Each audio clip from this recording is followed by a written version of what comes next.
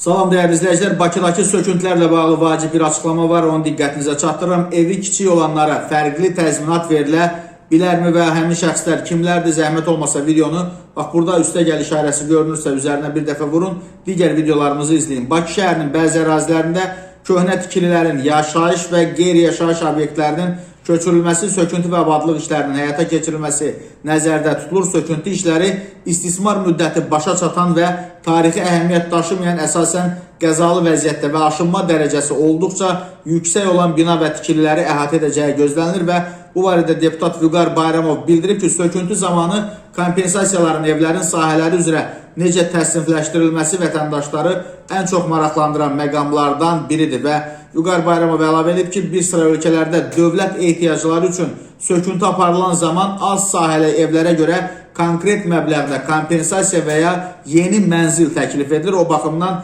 daha məqsədə uyğun olar ki, söküntülər zamanı Bakıda da diferensial, məsələn 30 kvadrata qədər evlərə tutaq ki, deyək 120 min manat, 50 kvadrata qədər evlərə 150 min manat və s. Yəni təxminən bax bu formada diferensial kompensasiya məbləğləri tətbiq oluna bilər. Bu halda sahəsi nisbətən kiçik olan evlər üçün kompensasiya kvadrat metrə görə deyil, həmin mənzil sahibinə ev almaq üçün yetərli məbləğdə ödənilə bilər. Bu isə nisbətən az sahəli ev sahiblərinin mənzil probleminin həllinə dəstək olardı.